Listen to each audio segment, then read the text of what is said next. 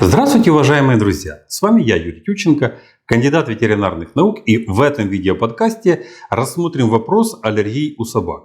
Какие аллергии бывают у собак и как наиболее эффективно с ними бороться, как их распознать, дифференцировать, ну и, конечно же, как правильно и успешно их лечить, и насколько это вообще реально эффективно бороться с аллергиями у собак. Забегая несколько наперед, скажу, что да, бороться с аллергией действительно очень сложно, но это вполне реально, особенно если в процесс лечения аллергии вовлекаются и сами владельцы животных. В конце видео вы поймете, почему я так говорю и почему роль владельцев животных в борьбе с аллергиями очень важна.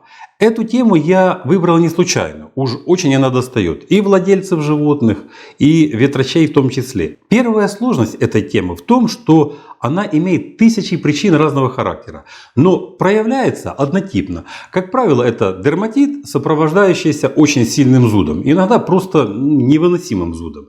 При этом животное расчесывает, разлизывает эти места до крови, чем еще больше усугубляет течение болезни.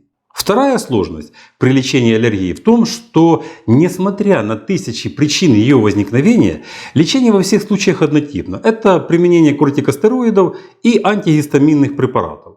Плюс соответствующая симптоматическая терапия, в зависимости от наличия тех или иных симптомов заболевания. Я ничего не имею против этого подхода к лечению аллергий, сам применяю эту схему. Других просто схем не существует. Дело в другом, что для того, чтобы этот подход был эффективным, надо помнить следующее, что аллергия – это лишь внешнее проявление каких-то патологических процессов, которые происходят в организме. А конечная реакция организма – это и есть то, что мы видим и привыкли называть аллергией. Это и воспаление кожи, и гиперемия, и сильный зуд. Понятно, что все это сопровождается еще и выпадением шерсти. Впоследствии, если не принимать никаких соответствующих мер, все это обсеменяется вторичной бактериальной микрофлорой, и болезнь переходит на другой, еще более опасный уровень. Визуально это вообще выглядит очень страшно, и не специалисту без содрогания сложно смотреть как на саму картину аллергии, так и на мучения животного. Кстати, если кто не знает, то скажу, что в медицине зуд классифицируют как один из разновидностей боли. Итак, почему возникает аллергия? Механизм возникновения аллергии практически одинаковый, что у людей, что у животных. Но с животными ситуация даже еще сложнее. Данных об аллергиях у собак значительно меньше. И некоторые лекарства, которые хорошо проявили себя при лечении аллергии у людей, при применении их у животного не действуют. Или действуют, но не так эффективно и абсолютно в других дозировках. Так вот. Аллергия – это извращенная форма иммунного ответа при попадании в организм какого-то чужеродного антигена. Антигены у животных с нормальной иммунной системой нейтрализуются или удаляются из организма. А у аллергиков такие антигены уже вызывают воспалительную реакцию, которая сопровождается сильным зудом. Схематически это можно объяснить так. Если организм здоров, то он эффективно удаляет из организма все несвойственные ему вредные вещества. Если, например, в коже или где-то еще появляются какие-то вредные организму вещества, то головной мозг дает приказ иммунной системе нейтрализовать эти вещества. Иммунная система, получив такой приказ, посылает в очаг поражения свой спецназ, который доставляется туда на тучных клетках. Прибыв в очаг поражения, из тучных клеток выскакивает биологический спецназ в виде гистамина и других биологически активных веществ и нейтрализует все эти вредные вещества.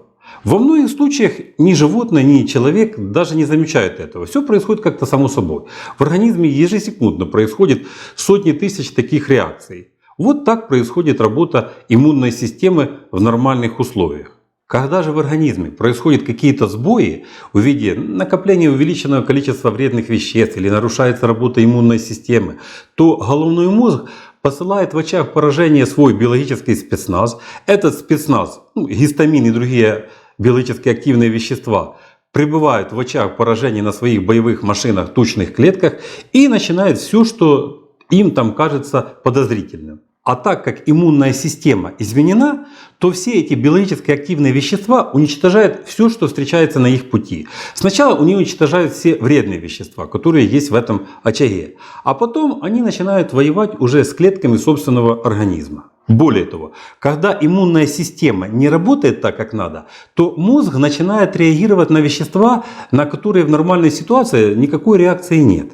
И получается так, что в этом месте, куда мозг отправил свой биологический спецназ, ничего вредного нет. Но биологически активные вещества все равно выделяются, а раз так, то они в любом случае должны что-то уничтожать. И эти вещества уже начинают воевать с собственным организмом. При этом возникает воспаление, разрушаются сосуды, наблюдается сильный зуд. Как я уже сказал, что причиной всех этих симптомов есть главный спецназовец тучных клеток. Это гистамин, который, несмотря на то, что он уничтожил все вредное, что было в очаге поражения, все равно продолжает выделяться и продолжает разрушение уже собственных тканей. Самостоятельно этот процесс не может прекратиться. И он начинает идти по кругу. Происходит это потому, что в очаге поражения появляются продукты распада уже собственных тканей, которые тоже очень вредны для организма. Все это надо убирать из организма. А головной мозг все это видит и отправляет снова в этот очаг все больше и большее количество своего спецназа в виде гистамина. И этот биологический спецназ уже уничтожает не вредные вещества, а наоборот, уже разрушает ткани собственного организма, так как гистамина выделяется намного больше, чем его надо для уничтожения этих вредных веществ. Вот так и получается замкнутый круг. Лечение здесь одно, и оно логически обосновано. Надо убрать повышенную выработку гистамина. Для этого дают антигистаминные препараты. Надо убрать сильный зуд. Для этого дают кортикостероиды. Ну и, конечно же, надо убрать симптомы дерматита, для чего применяют симптоматическое лечение. Не буду сейчас останавливаться на лечении симптоматики. В принципе, это несложно. Препаратов здесь очень много и представлены они самыми различными формами.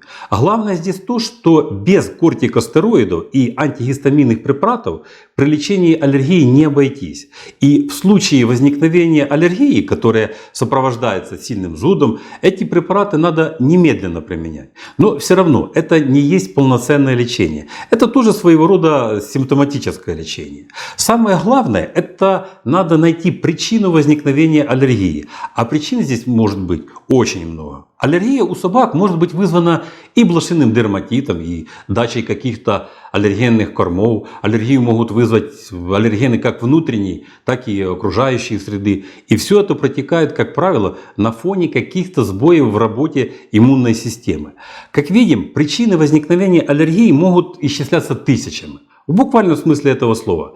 Так вот, главное при лечении аллергий – это найти причину их возникновения. Причем найти надо очень быстро, на протяжении нескольких недель, потому что, с одной стороны, кортикостероидные препараты нельзя применять очень долго, а с другой стороны, без их применения никак не обойтись. Такая общепринятая схема лечения. Периодически надо делать перерывы в применении кортикостероидных препаратов. Многие ветврачи и особенно владельцы собак боятся этих препаратов, так как зачастую видят, что при их применении сначала наблюдается улучшение, а потом через некоторое время опять наблюдается ухудшение. И последующие симптомы убираются еще сложнее. Так вот, причина это не в том, что кортикостероидные препараты плохие, а то, что за время лечения так и не удалось установить причину возникновения аллергии.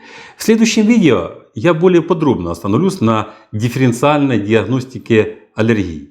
На мой взгляд, аллергия – это одна из важнейших тем, так как их количество со временем будет только увеличиваться. И владельцы животных должны знать о них, но если не на уровне ветврача, то тоже должны знать о них очень много. Только правильная дифференциальная диагностика аллергии является залогом ее правильного лечения. И самая сложная работа для любого ветврача, и для меня в том числе, это не лечение симптомов аллергии. Методика лечения отработана, я о ней сказал выше. Для успешного лечения надо найти третье и самое важное недостающее звено. А что же является истинной причиной аллергии? И в этом случае работа с владельцем животного – одна из самых важных лечений аллергии. Надо перебрать тысячи вариантов из жизни животного, чтобы докопаться до причины заболевания. И мы будем докапываться, а куда же деваться? Но это уже будет в следующих видео. А пока всего вам доброго, здоровья вам и вашим любимцам. Подписывайтесь на наш канал и до новых встреч!